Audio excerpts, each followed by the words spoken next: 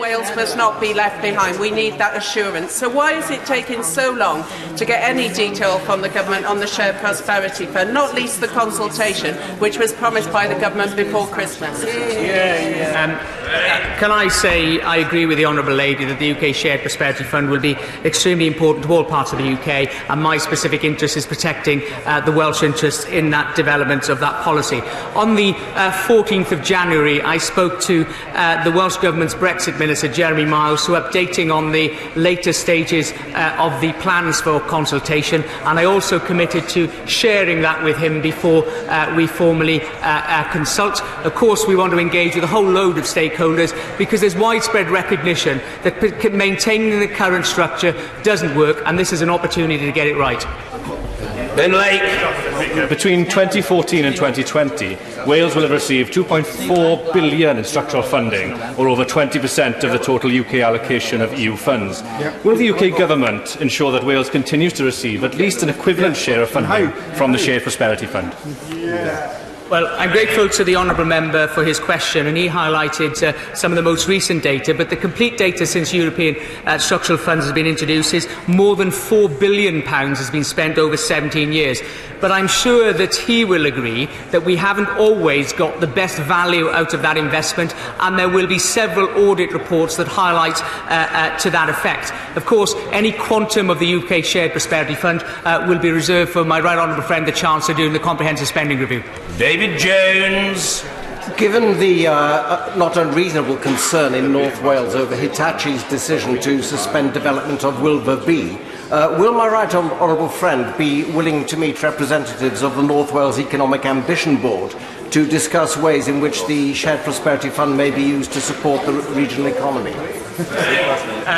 Thank you, Mr. Speaker. I first of all pay tribute to my right honourable friend for the work that he did in securing Hitachi's interest in Ulva when RWE Eon withdrew their interest from the project. And of course, although last week was disappointing, our focus is now maintaining momentum towards the development consent order. Of course, I'll be happy to meet the North Wales Ambition Board and my right honourable friend to discuss how we can best use influences such as the Shared Prosperity Fund, but I would also say, such as the North Wales Growth Deal too, we will happily keep an open mind, but these are project-led and the strength of resources depend on the quality of projects. Mr. Speaker, the UK Shared Prosperity Fund should be just that, a UK-wide fund. So what discussions has my right honourable friend and the Secretary of State for Scotland had with the Treasury to ensure that the UK Government has a positive impact on the lives of the people of Wales and Scotland?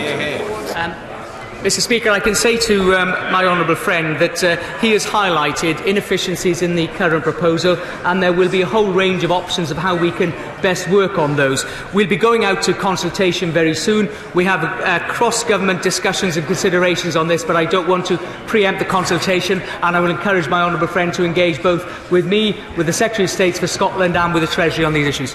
Susan Ellen Jones. Much, Mr. Speaker. In the late 1990s, the Secretary of State's party was voting against the existence of the National Assembly. In 2005, they had a manifesto option of abolishing the Assembly. Can he understand why many of us on this side of the House do not believe that he truly wants to involve our National Assembly of Wales in terms of the governance of the UK Shared Prosperity Fund? Mr. Speaker, I think that question is a bit rich coming from the Honourable Lady. When her party in government left us with the famous legislative consent order motions, where the Welsh Government couldn't even pass primary legislation without Parliament's explicit control in certain areas. I would point to the Wales Act and to the referenda, which have extended the powers of the Welsh Assembly, and also the countless joint ministerial committees that we've held, as well as this afternoon's meeting between the Prime Minister and the First Minister to discuss how best to manage Brexit. Ruth George. Question number 3. Thank you, Mr. Speaker. With permission, I will answer question 3 and 5 together. Universal credit is available in every job centre in Wales. Our welfare reforms are incentivising work and supporting working families, and employment in Wales, as my right honourable friend, the Secretary of State, has just mentioned, is at a record high. Ruth George. Thank you. 26% of people in Wales have a disability and 39% of them are in poverty, both the highest proportion in the UK.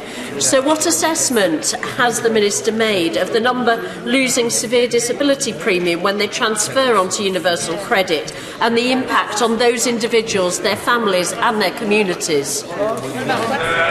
Well, as we have seen in recent weeks, there is assessment being made by the DWP. The Secretary of State has made it clear it's vital that we reform to deliver a fair and a compassionate welfare system.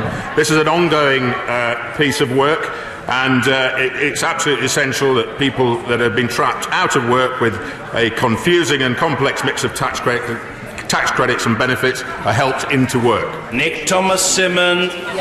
Thank you, Mr. Speaker. Many organisations in my constituency do great work mitigating the effects of the universal credit rollout, but it's still causing great hardships.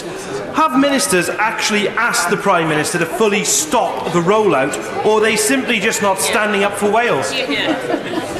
As my right honourable friend, the Secretary of State, is fully committed to not rushing the migration of universal credit, and she will proceed with the utmost care and attention. Managed migration, as she has announced, will be piloted this year with 10,000 people, following which the government will report on its findings. And that migration beyond the pilot number will not occur until my right honourable friend has brought legislation back to this House to extend that migration. Evan Foster. Question number 4, please, Mr. Speaker. Thank you, Mr. Speaker. The removal of the tolls from the Severn River crossings will drive the biggest economic stimulus Wales has seen in decades, putting over £1,400 a year back into the pockets of hard-working motorists and boosting the South Wales economy alone by £100 million. Thank you, Mr. Speaker. I'm delighted to hear the positive assessment from my right honourable friend of the impact removing the tolls, which added significant cost to doing business between the southwest of England and Wales, is having. Can he advise what discussions he is having to exploit this opportunity by identifying any job-creating development this might inspire on the M4-M5 corridor? Well, Mr. Speaker, can I pay tribute to my honourable friend for his work in this area to not only encourage closer working between this super region that is being developed. The Great Western Powerhouse allows the southwest of England and South Wales to market itself jointly to start competing with the Northern Powerhouse and the Midlands engine, and I know that he has a strong interest in the M5 and the business around that, and I obviously have a strong interest in the M4, and together we will attract more investment. I begin by associating myself with the comments the Secretary of State has made about Stephen Lewis. As his local MP, I always admired him and respected him, and his passion for Wales will be greatly missed within the Assembly. It's a loss to Welsh political life. The closing of the tolls at the M4 bridge creates massive opportunities. What discussions has he had with other government departments to bring regional offices and government jobs to Wales? I'm grateful to the honourable member for such a question, and there are a number of discussions going across government departments about the drive to decentralise civil service opportunities from London. The honourable member will be aware of the Cardiff hub, and we are looking what other opportunities exist. But abolishing the 7 tolls has also created challenges, and we need better integration for projects such as the Chepstow bypass and other road projects that work cross-border, and we need to harness the priority of those. Mark Tammy. 7, Mr. Speaker. Thank you, Mr. Speaker. The Welsh economy has shown significant progress in recent years. The rate of employment in Wales is at a record high, increasing by more than any other part of the UK over the last year, with 65,000 more people in work. There is a wealth of world-leading innovation in Wales, with Welsh businesses spending over £450 million on R&D in 2017. Mark Tammy. The decision on Wilver Newarth is a massive setback, not only for Anglesey, but for the whole North Wales economy, and was a central plank of the North Wales Growth Deal. Now, when it comes to major infrastructure projects, the Secretary of State does have a record of unmitigated failure. He has a kind of reverse Midas touch. And when will he start to speak up for Wales in Cabinet? And if he isn't prepared to speak up for Wales, will he step aside and let someone else have a go? Well, I can tell the right honourable gentleman there is no greater champion for Wales than my right honourable friend, the Secretary of State, but he raises a very serious and important point regarding Wilver. It does affect the whole of the region. We were, as a government, willing to offer a significant and generous package of potential support, but despite this, Hitachi have decided that the project was still too great a commercial challenge. We are still committed to nuclear sites as part of the UK's future energy mix, and we will also continue to support the Isle of Anglesey with initiatives such as the North Wales Growth Deal. Given the economic uncertainty now surrounding Hitachi's future at Wilver Newydd, I understand from my colleague Rhyn ap Iorwerth AM that Welsh Government indicates they are prepared to commit further funds to the North Wales growth bid if Westminster makes the same commitment too. Will he? The Honourable Lady makes a very, very important point. We are certainly open-minded. Any commitments such as this must be project-led, and we do, again, I'll reiterate, recognise the significant impact that Hitachi's decision will have on the region and planned investments, which some of them could be codependent on the growth deal. We are committing £120 million, as the Honourable Lady knows, and we will certainly be talking to our partners in Wales. In fact, I'm going there next week to talk with ministers and stakeholders. I greatly appreciate that the Minister sees the importance of the North Wales growth bid and that in relation to the news at Wilver. It is interesting that the British government offered Hitachi a 1/3 equity stake in the 20 billion nuclear power development in Ynys-Môn.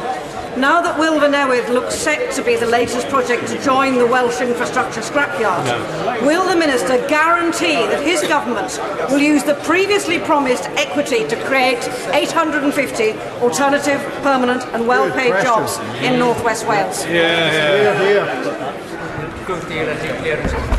She raises an important point. We're certainly not abandoning that area of Wales. As I'll reiterate again, this was a commercial decision. We are committed to £120 million in the North Wales growth deal. We hope to get that over the line as soon as practically possible. I think the decision by the government to agree to take an equity stake, to secure a strike price, and also to underwrite the debt on that project was an incredibly generous offer. That's helpful. Chris Rain. Thank you, Mr. Speaker.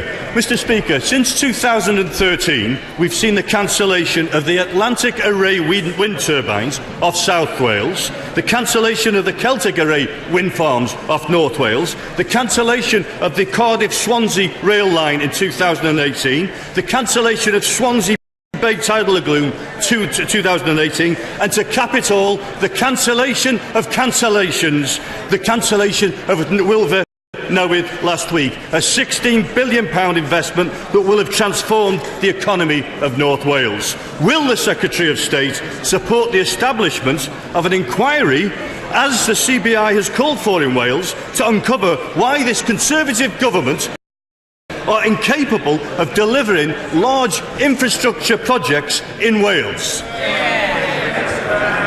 Well, what the honourable gentleman seems to miss of delivering large commercial decisions that these projects are being put on hold. In terms of Hitachi, this is a suspended project. We'll continue to engage with Hitachi regarding options for the site. We are absolutely committed, Mr. Speaker, to creating a broad-based, resilient economy through our industrial strategy, and we'll continue to work with the private sector, local partners and the Welsh Government to ensure Wales prospers. But I would hope that honourable members and right honourable members across the House will welcome the fact that we have figures this week where we have seen the employment rate in Wales now matches that of the UK for the first time since my honourable friend, the member for Wokingham, was the Secretary of State for Wales. Robert Halfon.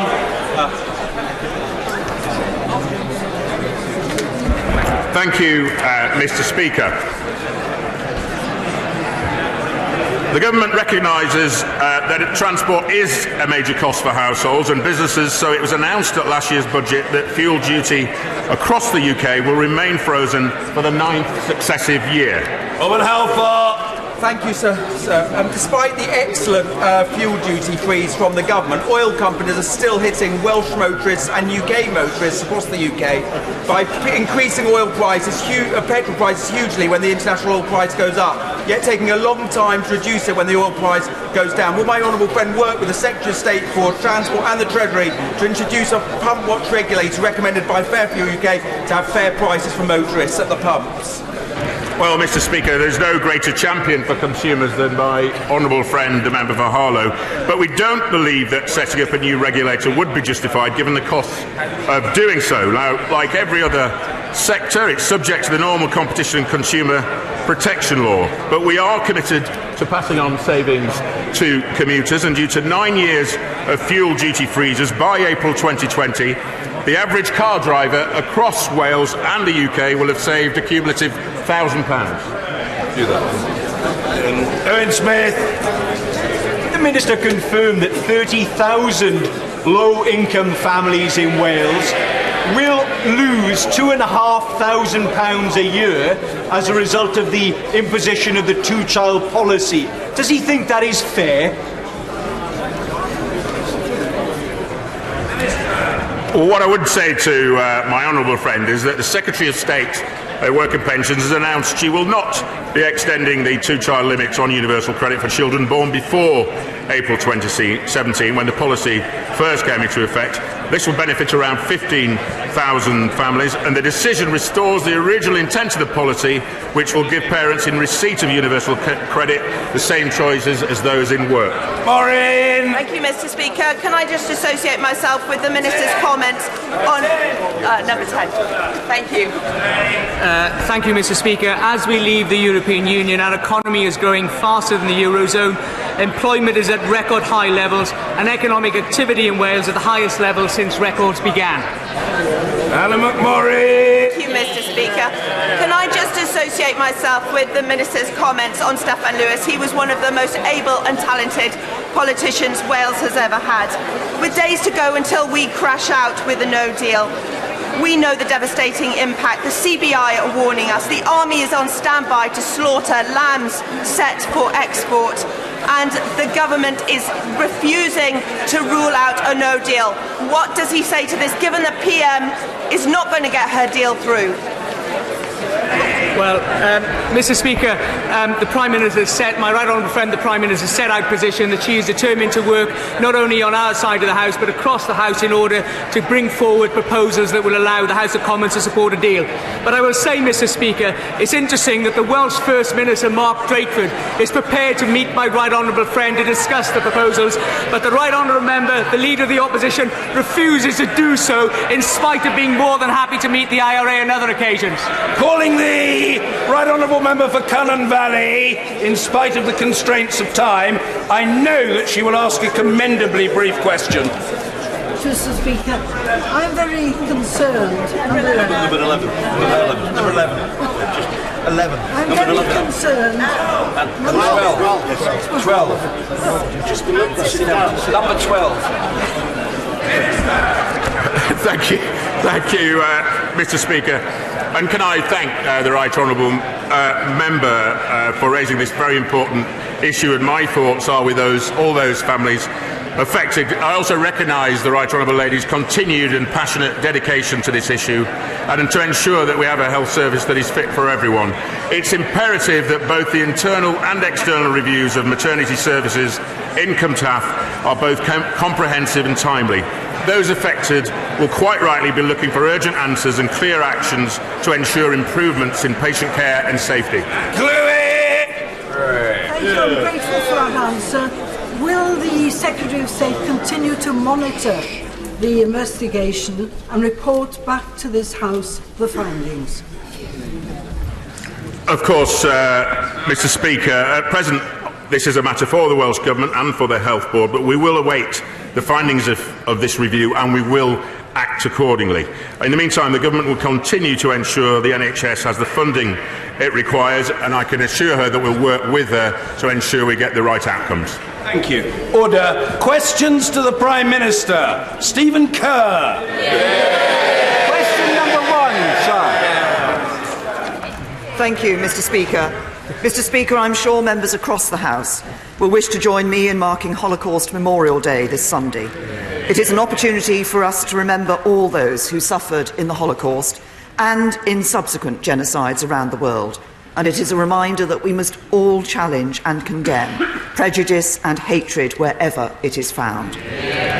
Mr. Speaker, this morning I had meetings with ministerial colleagues and others. In addition to my duties in this House, I shall have further such meetings later today. Stephen Kerr. Thank you, Mr. Speaker. May I associate myself with the comments the Prime Minister just made in relation to Holocaust Memorial Day.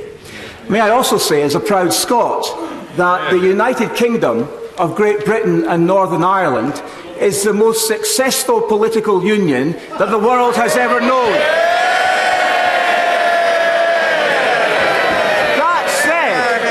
That said, does the Prime Minister agree with me that when Nicola Sturgeon demands a second independence referendum, only 4 years after we had the last one, that the UK government should side with the majority of the people of Scotland and firmly tell her no? Can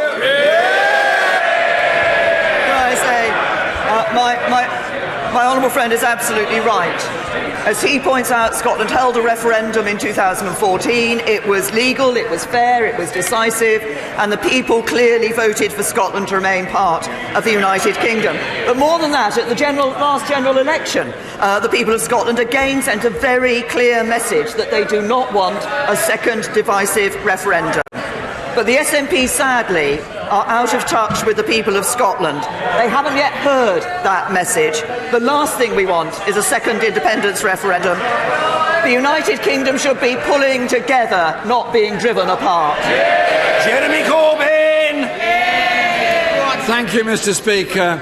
Sunday is Holocaust Memorial Day, a time for us all to reflect on the horrors of genocide and to recommit to never again to allow the poison of anti-Semitism and racism to disfigure our society in any way. And the Prime Minister was also right to acknowledge the other genocides that have happened since the Second World War. It's up to us to try to prevent such horrors ever happening again anywhere in the world. Mr. Speaker, after the overwhelming defeat of her deal, the Prime Minister says she wants solutions to the Brexit crisis that command sufficient support in the House. The Chancellor and the Business Secretary agree, and I quote, there is a large majority in the Commons opposed to no deal. So will the Prime Minister listen to her own Cabinet members and take no deal off the table?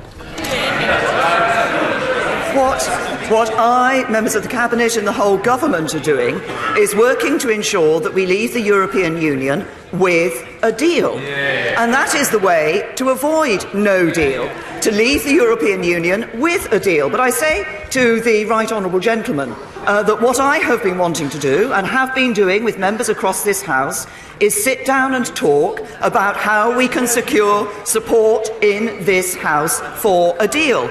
The right honourable gentleman has been willing to sit down with Hamas, Hezbollah and the IRA without preconditions, yet he won't meet me to talk about Brexit. In this case, he's neither present nor involved. Mr. Speaker, actually, I did reach out to the Prime Minister last September when I offered to discuss our deals with her. And it appears,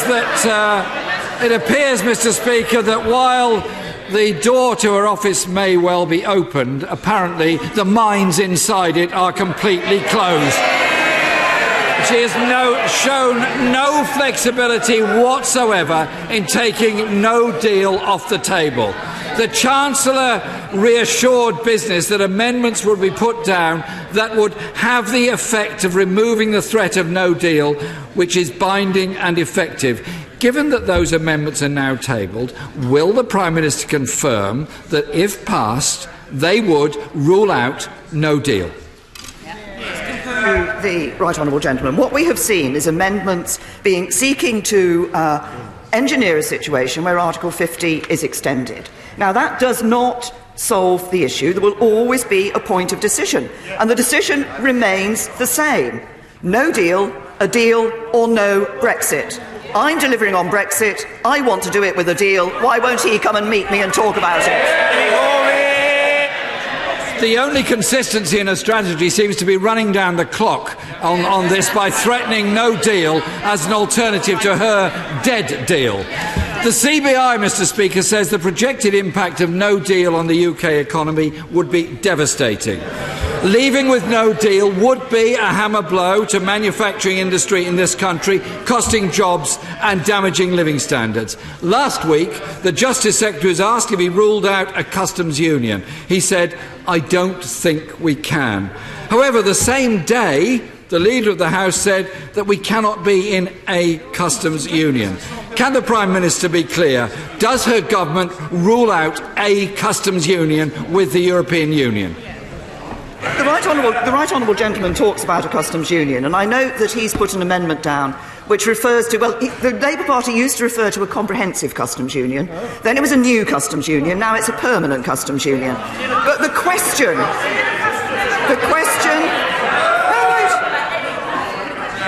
I'm happy to sit down and talk to him about what he means by that. Does he mean accepting the common external tariff? Does he mean accepting the common commercial policy? Does he mean accepting the union customs code? Does he mean accepting EU state aid rules? If he won't talk about it, only one conclusion: he hasn't got a clue. Mr. Speaker, my question was, does the Prime Minister rule in or rule out a customs union? It's not complicated. She could have said yes, she could have said no. Mr. Speaker, it's a key part of what Labour is putting forward, and it's backed by the TUC, representing millions of workers, by the CBI, representing thousands of businesses. It's backed by the First Ministers of Wales and Scotland, and indeed by many members of her own party, including apparently her own Chief of Staff. So can the Prime Minister explain why is she ruling out a customs union as a solution to the crisis? She could, for once, actually answer the question. Perhaps I can try to help the right honourable gentleman here, because I think when many people talk about a customs union, what they want to ensure is that businesses can export to the EU without facing tariffs, quotas or rules of origin checks. Now, I agree, and the deal we negotiated delivers just that. But it also allows us to have an independent trade policy and do our own trade deals with the rest of the world. The benefits of a custom union and the benefits of our own trade policy. Mr. Speaker, the International Trade Secretary promised 40 trade agreements the second after Brexit. And this morning he couldn't name a single one. His own business minister said he was not impressed by sham trade agreements and not prepared to sell business down the river for other people's political dogma. So why is the Prime Minister prepared to sell people's jobs and living standards down the river rather than negotiate a customs union that would be part of a sensible deal for the future? The deal that we negotiated did protect jobs, and it was rejected by this House. There are some specific issues. There are some specific issues that members across this House have raised in relation to that deal, and we work on those. We've already responded on a number of issues, on parliamentary involvement, on workers' rights, on citizens' rights, as a result of the conversations that we've had with members of this House.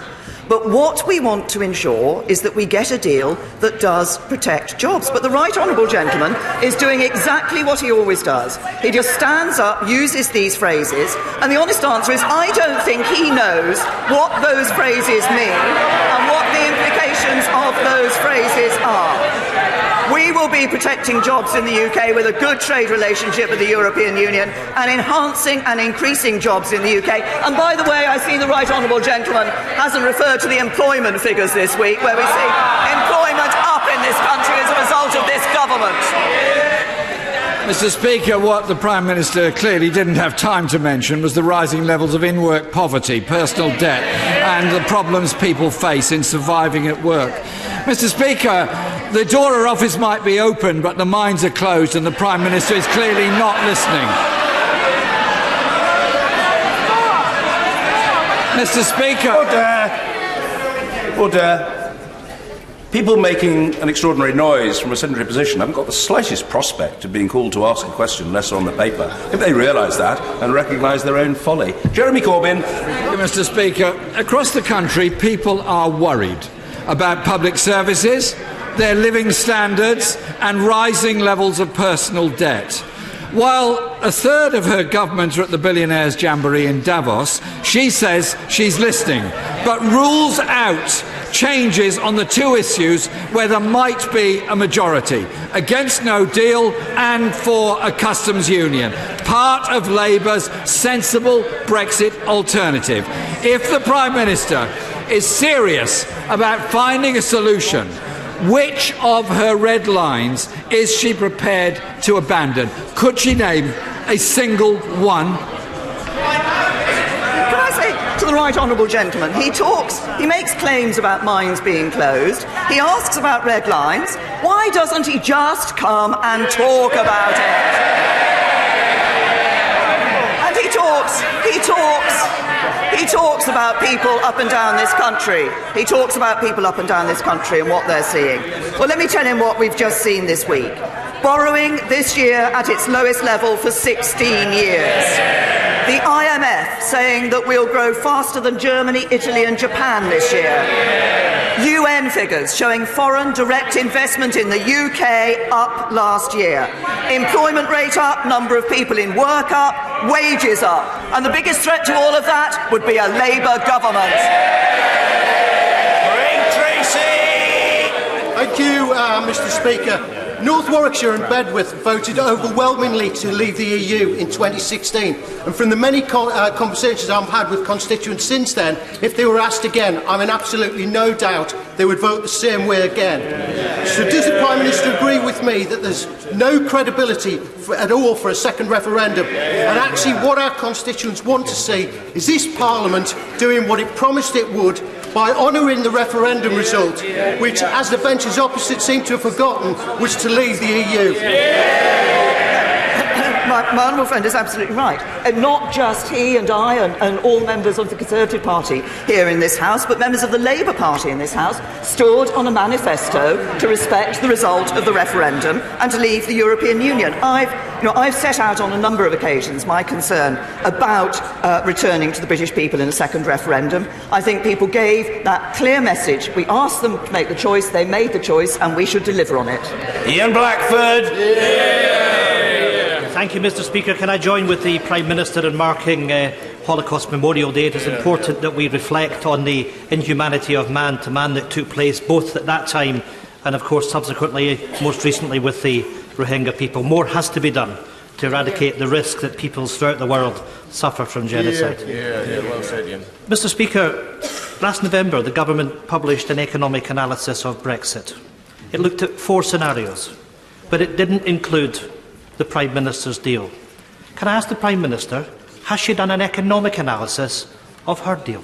If the right honourable gentleman obviously looked carefully at the economic analysis, and he will have seen that in that economic analysis we did look at the impact of different issues in relation to the trade relation and set that out very clearly. And what it made absolutely clear was that the deal, the proposal that the government had put on the table was the one that was best in terms of delivering on the referendum and ensuring that we were maintaining people's jobs and enhancing the economy. Ian Blackford. I can only take it from that answer, Mr. Speaker, that there is no analysis on the government's plan. And when we reflect on the paper that came out last November, Brexit will lead to a loss of up to 9% of GDP throughout the United Kingdom, costing jobs. Mr. Speaker, it is the height of irresponsibility for the Prime Minister to bring a deal to this Parliament, and we haven't seen the economic impact. People up and down the United Kingdom are going to lose their jobs, are going to lose economic opportunities. opportunity because of the ideology of this government.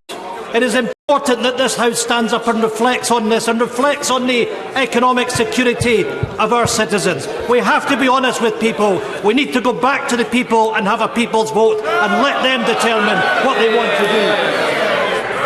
We have been reflecting on the economic security of our citizens across the whole of the United Kingdom, and that is why we put forward proposals, the proposals that we did as a government last summer. It is why you see in the proposals in the deal that we negotiated with the European Union in the political declaration that ambitious trade deal for the future. But if the right honourable gentleman wants to reflect on the interests of citizens, and in the interests of the citizens of Scotland, he should reflect on the fact that being part of the United Kingdom is worth, and it's no good.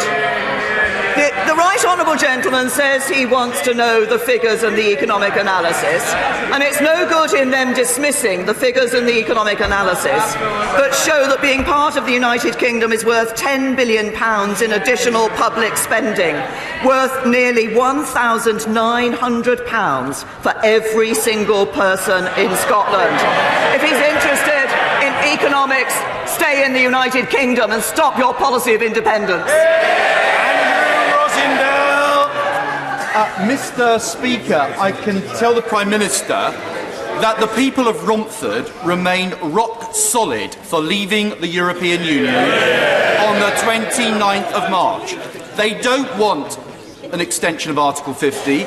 They don't want another referendum. They want out. Yes. Deal or no deal. Will the Prime Minister assure the House that she will deliver on the biggest vote of the British people in history, come what may? Can I say to my honourable friend, he's absolutely right, that what we see is, in relation to this date, is actually, this is not just an arbitrary date. It was a date that effectively this House agreed to when it triggered Article 50, because it agreed, understood in that Article 50 process that there was a 2-year process, and that ends on the 29th of March 2019, as I said in response to the right honourable gentleman, the Leader of the Opposition.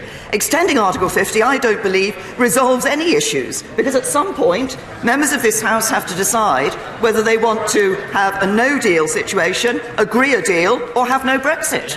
Andrew Hendry.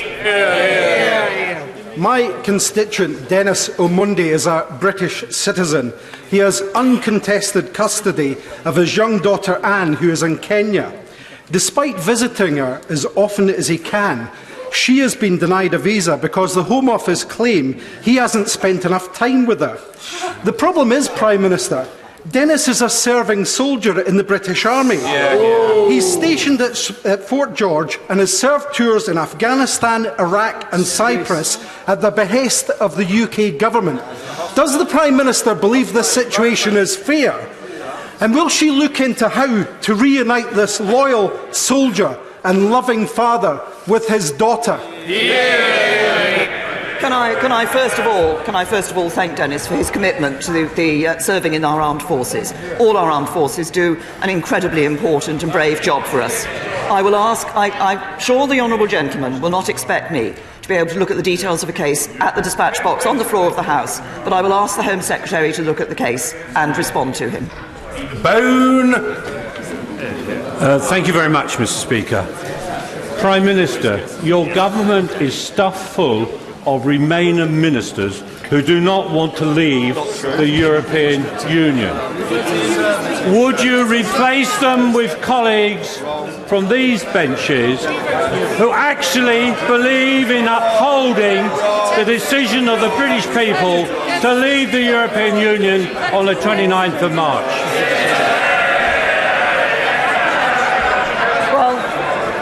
I've heard some job applications in my time, but that was quite an interesting one, I say to my honourable friend.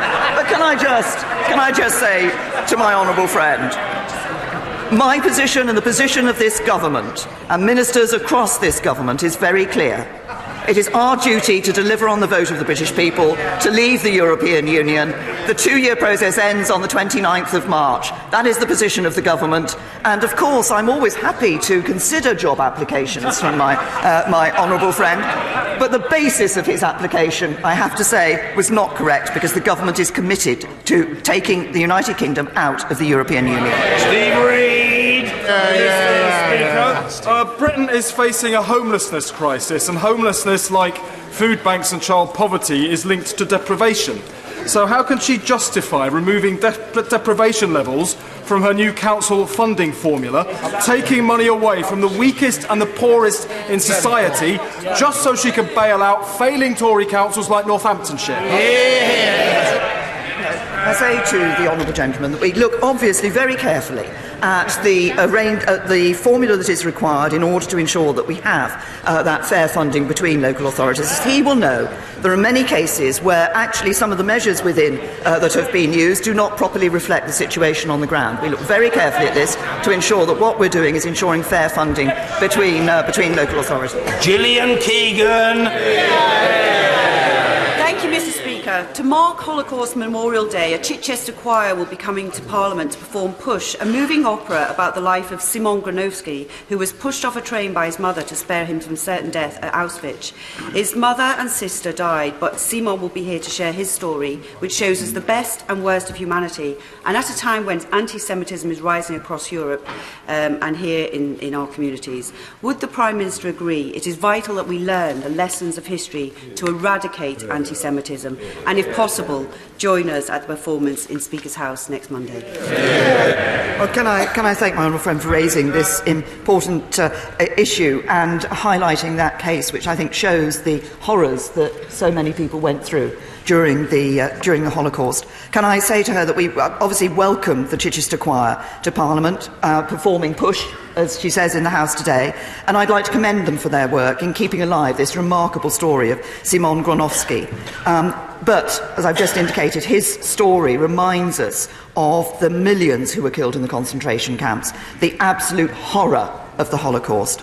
As I said, we should all remember that, and remember genocides that have sadly occurred since, and condemn hatred and prejudice in all its forms, including anti-Semitism wherever it's found. And there's no place for racial hatred in our society. I apologise because I suspect I may not be able to attend the performance that my honourable friend has referred to, but I hope she will pass on my thanks to the choir for coming here and for the work that they're doing. Sarah Jones. The Prime Minister promised after the Grenfell Tower fire that she would do whatever it takes to keep our people safe. Today, 19 months on, the vast majority, 85% of the hundreds of blocks draped in exactly the same highly flammable cladding are still covered.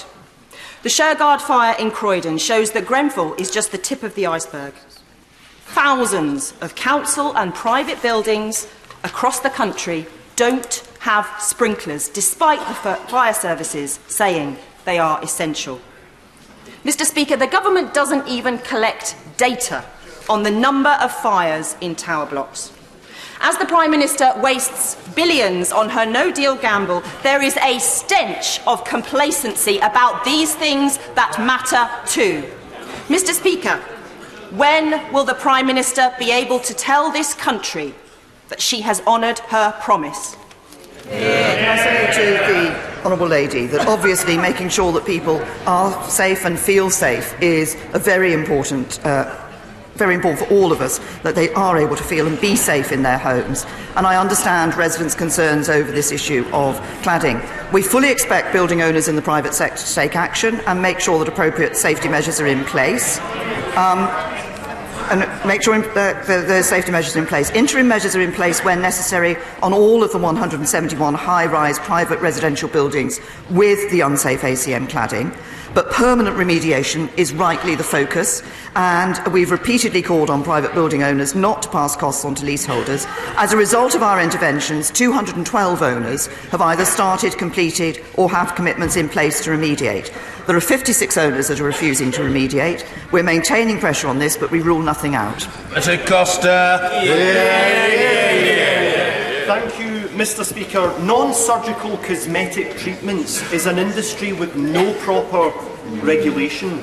My constituent, Rachel Napier, suffered a terrible injury after a Botox filler was administered incorrectly. Will the Prime Minister assure me and this House that her government will look into appropriate regulation of non-surgical cosmetic treatments? Can I say to my honourable friend, first of all, can I extend my deepest sympathies to Rachel Napier, and we recognise that this growth in non-surgical treatments does increase the need for consumer protection. We're currently working with stakeholders to strengthen the regulation of cosmetics procedures, and we're committed to improving the safety of cosmetic procedures. And there are a number of ways that can be done: better training, robust qualifications for practitioners, but also clear information so that people can make informed decisions about their care. And we'd urge anyone who's seeking a cosmetic procedure to take the time to find a reputable, safe and qualified practitioner who's subject to statutory regulation or on an accredited voluntary register. But my honourable friend has raised an important issue. Thank you, Mr. Speaker. In May 2018, Michel Barnier said that the only frictionless model for the future relationship with the UK would be Norway Plus, Norway being part of the single market plus a customs union. This means a Norway plus Brexit would eliminate the need for the backstop and would also be agreed very rapidly, thus eliminating the need to extend Article 50. If the Prime Minister really wants to do away with the backstop and really wants to leave the EU on the 29th of March without the need for an extension, why doesn't she pivot to the Norway plus option today?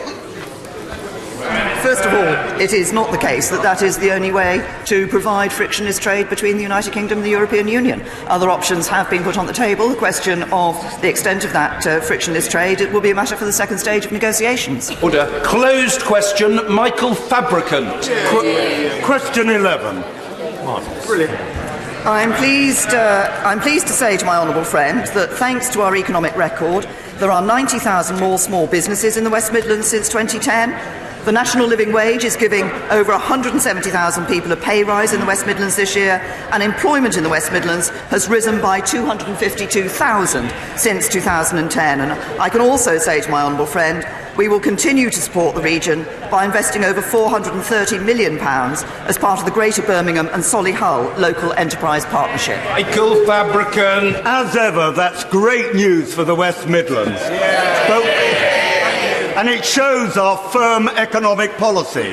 But now, will my right honourable friend welcome the new Birmingham Airport Master Plan, which addresses its growth in services for businessmen and holiday makers for the West Midlands? And will she commit the government to work with the airport to help it expand its long-haul route network, which is so important for businesses of Lichfield and our holiday makers and beyond? Well, certainly we are supporting airports beyond Heathrow, such as Birmingham, to make the best use of their existing runways. I'm happy to welcome Birmingham's decision to publish this master plan, because I understand, as my honourable friend has referred to, that it does aim to attract new long-haul routes, in addition to the routes that it already runs. But we're also committed to improving access to Birmingham Airport, and of course, for example, by 2026, the airport will be served by HS2, significantly reducing journey times to London and dramatically increasing the catchment area of the airport. Thank you, Mr. Speaker. Prime Minister, even though Brexit is turning out to be very different from what voters were promised by the Leave campaign, are you now effectively saying to voters, in opposing a people's vote, that they had their say 3 years ago and must just put up and shut up? I think to say to the right honourable lady that what we are saying is that this House overwhelmingly voted to have the referendum in 2016 and for people to be asked their choice as to whether to leave or to stay in the European Union. I think when people voted to leave the European Union in 2016, there will have been a variety of reasons people voted that way. I think for many they want an end to free movement. That's what we'll be delivering. I think for many it was about sovereignty. That's why ending the jurisdiction of the European Court is important, and independent trade policy is part of that. That is what the government is delivering. We're delivering on the vote that took place and ensuring we do it in a way that protects jobs and gives people certainty for the future. Rachel McLean. Thank you, Mr. Speaker. 10 years ago, I had a cervical smear test that picked up some abnormalities which, if they'd been left untreated, could have developed into something much more serious. But unfortunately, Mr. Speaker, cervical screening is at a 21-year low, and over a quarter of women don't take up this life-saving test. So will the Prime Minister please join with me? We all know it's a bit uncomfortable and it can be embarrassing for some women, but will she please urge all women up and down the country to take up this life-saving test? Can I say to my honourable friend, I think her experience shows exactly why it is so important for women to take up this test, and we do need more to encourage women to undertake their cervical screening test. Public Health England will be launching a national campaign shortly to highlight the risks of cervical cancer and encourage women to attend their screening appointments. But I just say this because I know. I, as a Prime Minister, can stand here and say this. I know what it's like to go through a cervical smear test. It is not comfortable. Sometimes for some it will be embarrassing. Sometimes it's painful. But those few minutes can save lives. So I would encourage all women to take up their smear tests. John Mann. Speaker, on the Monday before Christmas, my constituent Nathan Garrett, aged 18, was referred by his GP for emergency mental health support. On the Tuesday, he was helping others, delivering my Christmas cards as he delivered many leaflets in elections over the years. And later he asked the crisis team for emergency help, and none was forthcoming. On the Wednesday, Nathan went missing. And on the Thursday, I learnt at the volunteers event that we have every Christmas, and I was expecting to see him, that it all got too much for him and he'd taken his life. Nathan Garrett was a brilliant, engaging, kind young man. He was a county athletic champion. He was a talented, brilliant musician. He was incredibly popular. His parents and his grandmother are here today. Would the Prime Minister agree with me that when a teenager needs emergency mental health support, that support should be available within 24 hours? And would she ask her appropriate minister to meet with me and Nathan's family in order that we can push that forward today? First of all, can I say to the honourable gentleman that I'm sure that all members of the House will join me in sending our deepest condolences to Nathan's family and friends and all those who knew him. It sounds from what the honourable gentleman said that he was an incredible young man. Every life lost is a tragedy. The incidents that we see of suicide are deeply concerning. That's why we're taking action in relation to suicide prevention. The honourable gentleman has also raised the issue of mental health provision, and we recognise the importance of increasing the provision for people who are suffering from mental health problems, and I'm very happy to ensure that the honourable gentleman can meet the appropriate minister to discuss this. Lucy Allen. Thank you, Mr. Speaker. Almost a year ago, the authorities in Telford agreed to commission an inquiry into child sexual exploitation in our town. This came after a lengthy campaign by victims and their families seeking justice and answers. The promised inquiry has not happened. There is no chairperson, there is no start date, it hasn't happened. Does my right honourable friend agree with me that the failure to hold the promised inquiry lets down victims, survivors and our community? And will she join with me in urging the Telford authorities not to sweep this under the carpet, but to deliver on their promises and to start this inquiry now? Yes. Well, can I say to my honourable friend that she's raised a very important issue, and these crimes were utterly appalling. That's why we have given highest priority to tackling child sexual abuse and exploitation, and it is very concerning that, as my honourable friend has said, that this inquiry has taken so long to start, having been announced, as she said, in the spring of last year. It's in the interests of victims and survivors that the inquiry is set up and running as soon as possible. That's what people deserve, to be able to see that inquiry taking place, and I will ensure that a minister from the Home Office meets with my honourable friend to discuss this further. Stuart Hosey. Last October at PMQs, I asked the Prime Minister about my constituent Hassan Mirza and his 10-year struggle simply to renew his passport. I wrote to the Prime Minister and received a holding response 2 months ago. Since then, his uncle has passed away and he could not attend the funeral. His wife is ill, but he cannot visit her or his children. This is unacceptable. So when will the Prime Minister finally give me a detailed answer, and when will she get a grip of the failings in the Home Office? I say to the honourable gentleman, I can only apologise to him that he has not had a detailed answer from me before now. I'm sure he gets that, but more than that, my right honourable friend, the Home Secretary, is happy to meet him and discuss the case. Jack Lepresti. Thank you, Mr. Speaker. Will my right honourable friend join me in paying tribute to my constituent Bob Woodward, who sadly died on Sunday? When Bob's son Robert was diagnosed with cancer in 1976 at aged 8, he founded the charity Click, Cancer and Leukaemia in Childhood, and over the following decades he raised over £100 million in support of worthy causes, which has changed lives. He was an inspirational figure and a great and compassionate man, and recently had a train, one of the new Great Western Railway trains named after him.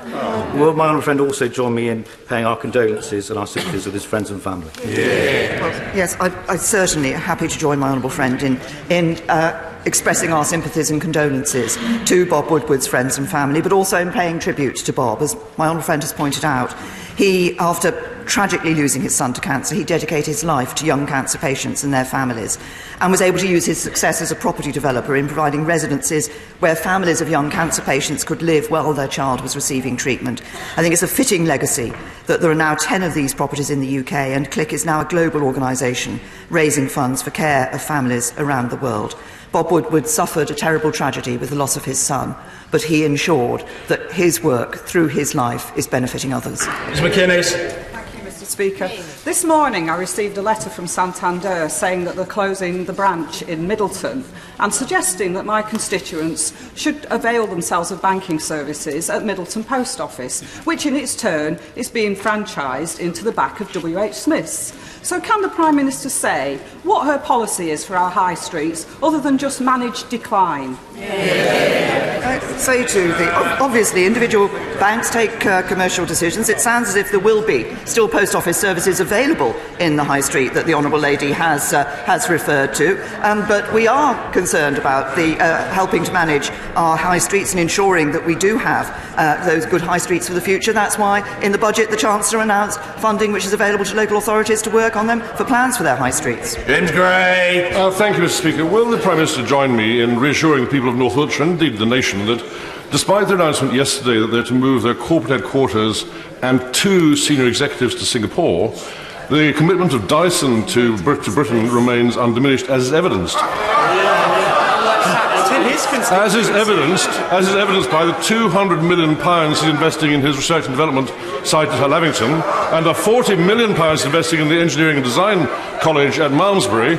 He's totally and utterly committed to Great Britain, and this announcement yesterday has no effect at all on that commitment. Can I say to my honourable friend that Dyson are clear that they will continue to have a long-term future in the UK. They've trebled their workforce to 4,800 over the last 5 years. But of course, what matters to companies like Dyson is having a government that is unapologetically pro-business, which this government is, and a government is ensuring that our balanced economic policy sees increasing employment, exports and foreign direct investment in UK companies at record highs.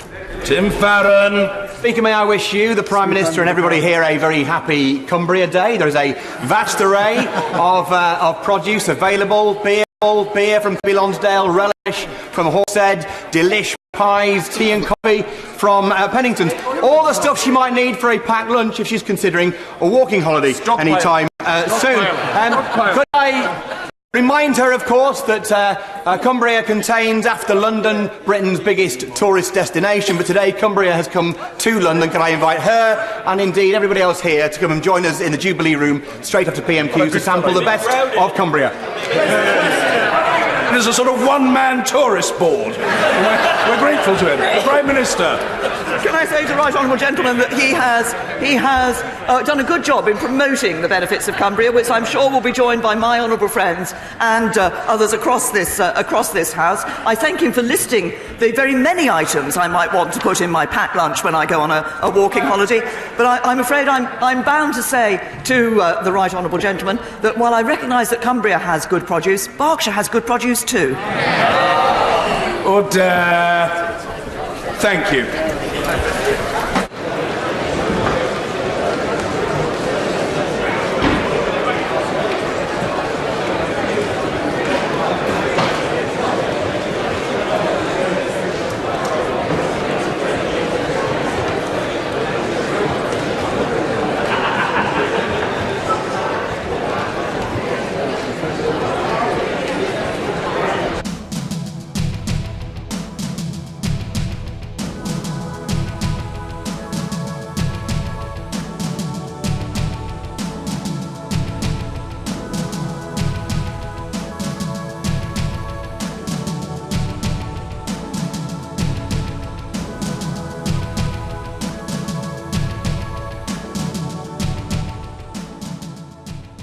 Well, it's lovely to be out on such a sunny evening in Edinburgh, but it's a shame that we have to be out tonight protesting against the two-child cap and the rate clause. Well more than a year since Alison Thulis, my colleague at Westminster, first spotted it in the small print of a Tory budget. Very glad to see such a huge demonstration today and so many people still coming along 1 year after the rate clause came into force to show their opposition to this vile and despicable policy. The UK government have never been able to justify this policy, and we saw that this week with Esther McVeigh's pathetic attempts to say that the rate clause was somehow double support for women and that gives them some kind of chance to talk about the most appalling and disturbing experience of their life.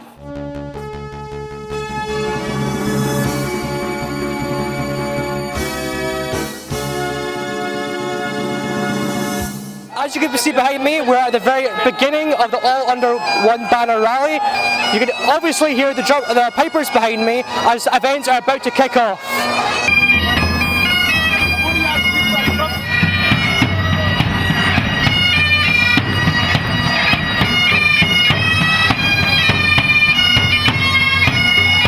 It's time to aim high, look resolutely outwards, and never, ever accept second best.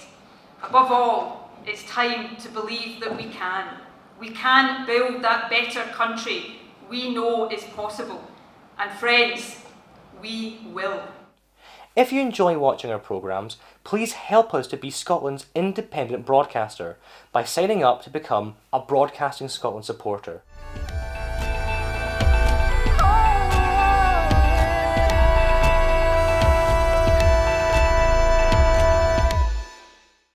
Wherever you stand, get the fresh view of what's happening in Scotland with iScot. Celebrate everything about our country with intelligent, in-depth insight from lifestyle, culture to puzzles, and all the opinions you'll need. Whether it's digital or by post, subscribe now to iScot.